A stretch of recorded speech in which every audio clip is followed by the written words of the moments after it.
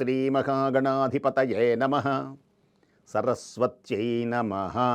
శ్రీగురుభ్యో నమః. హరి ఓం.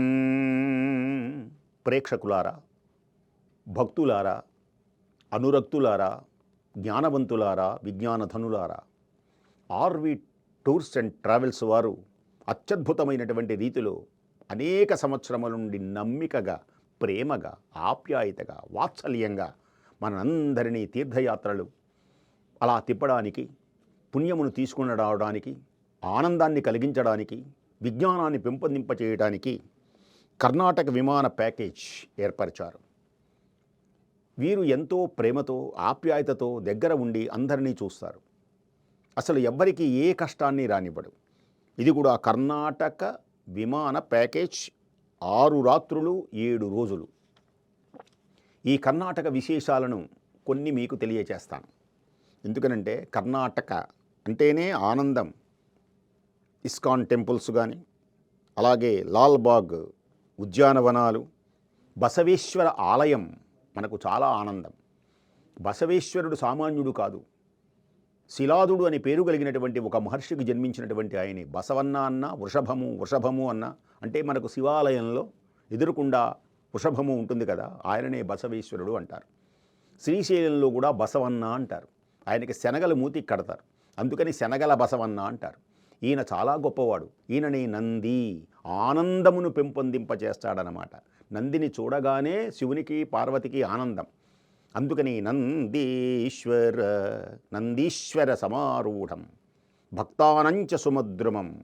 నంది వాహనం మీద ఆనందాన్ని కలిగించేటువంటి మహానుభావుడు. అందుకని ఈయన్ని వృషభము అని కూడా అంటారు. వృషభము అంటే, వృష అంటే ధర్మం అని అర్థం. ధర్మము 4 పాదముల మీద ఉంటుంది కనుక ఇలా ఉంటాడు. అందుచేతనే మనకు 7 కొండలు కూడా శేషాచల, గరుడాచల, వృషభాచల అని అంటారు. వృషభాచలం అంటే ధర్మమునకు నిలయమైనటువంటిది.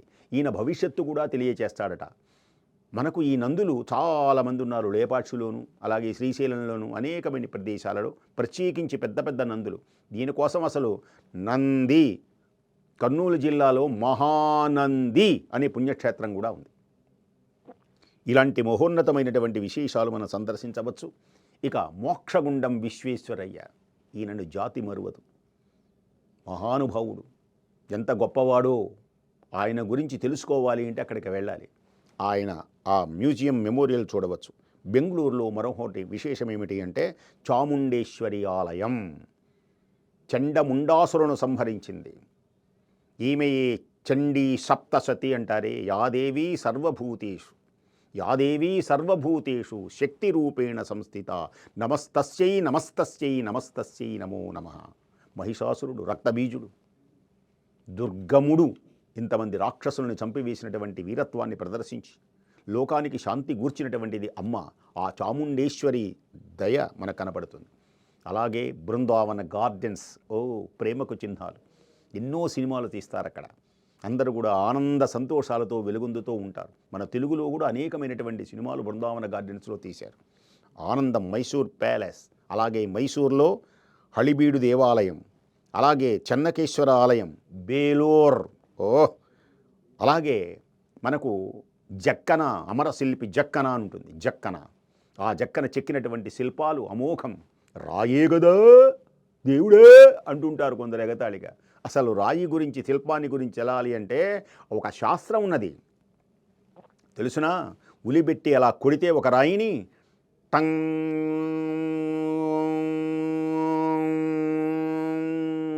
అంతసేపు మోగుతుంది. ఓంకారం. ఇది పురుషరాయి. అది నీకు నాకు తెలియదు, వాళ్ళకి తెలుస్తుంది. ఇంకొకటి కొడితే ఇత్తడి బిందె ఉంటుంది చూసారా, టంగ్. ఇందాకడిదో టంగ్,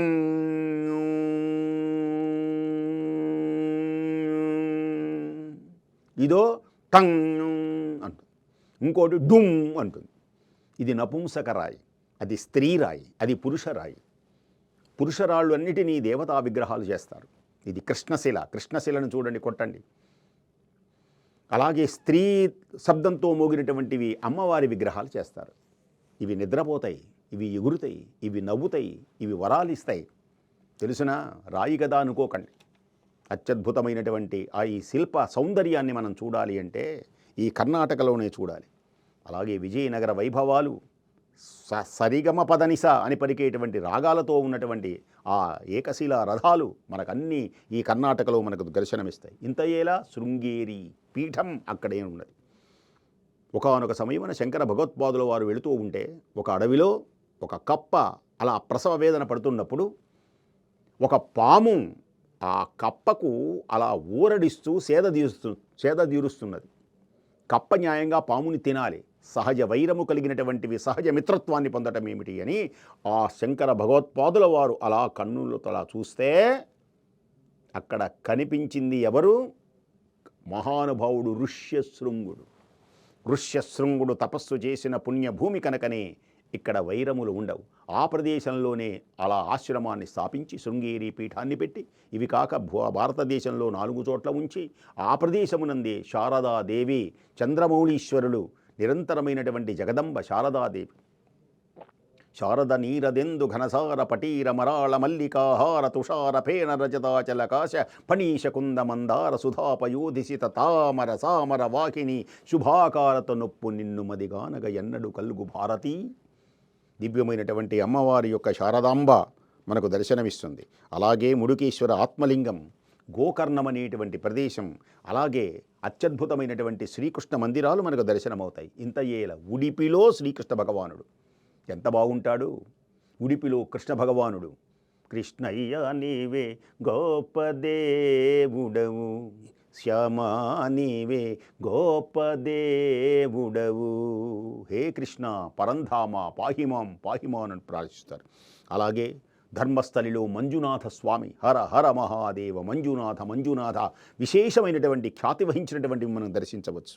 అలాగే కుక్కటేశ్వరంలో అలా సుబ్రహ్మణ్య స్వామివారు, మూకాంబికా కొల్లూరులో, అలాగే దివ్యమైనటువంటి దుర్గాపరమేశ్వరి అమ్మవార్ల యొక్క దివ్య ఆలయ సౌందర్యంతో మన జన్మలు పావనమవుతాయి. కుక్కే సుబ్రహ్మణ్య స్వామి, ఆ సుబ్రహ్మణ్య స్వామి తమిళనాడు, ఈ కేరళ వీటిలో అత్యద్భుతమైనటువంటి విశేషంగా పూజలు జరుపుతారు.